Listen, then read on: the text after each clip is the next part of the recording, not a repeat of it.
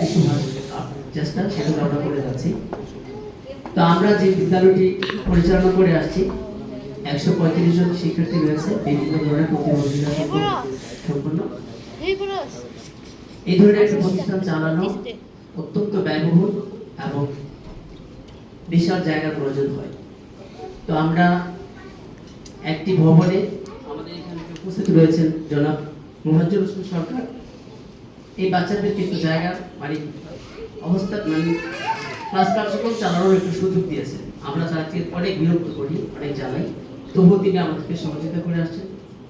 কিন্তু আমাদের এই বিদ্যালয়টি 3 তলা ভবনের উপরে, যাতে আমাদের এই বাচ্চাদের অনেক সমস্যা হয়। রুমগুলো একটা ফ্ল্যাট বাসার মতো, ওদের জন্য খোলামেলা জায়গা প্রয়োজন, খেলার মাঠ প্রয়োজন। সেরকম পরিবেশ পেলে আমরা আমাদের কাজগুলো আরো বড় পরিসরে করতে পারবো এবং এই সেবাটুকু সঠিকভাবে প্রয়োগ করতে পারবো।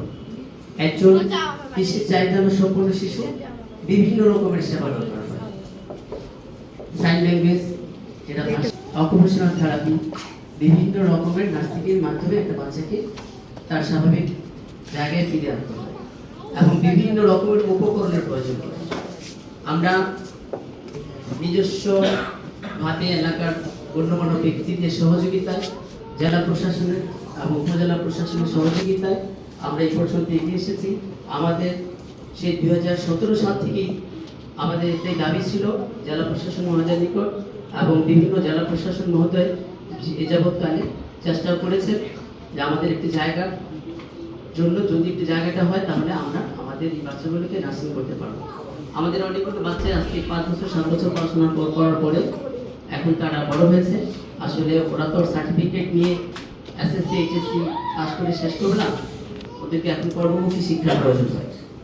সেই জায়গা তো আমরা একটু সমস্যার মধ্যে আছি, যেটা আমাদের পক্ষে সম্ভব হচ্ছে না। কর্মমুখী শিক্ষা, সেলাই প্রশিক্ষণ বা বিভিন্ন উৎপাদন দ্রব্য তৈরি করা, সেক্ষেত্রে আমাদের বড় পরিসর দরকার এবং উপকরণ দরকার। আমি জেলা প্রশাসক মহোদয়ের নিকট এখন আবেদন জানাবো, পলক অটিজম স্কুলের জন্য যদি একটা জায়গা ব্যবস্থা করে দেন তাহলে আমরা আরো সামনের দিকে এগিয়ে যেতে পারবো।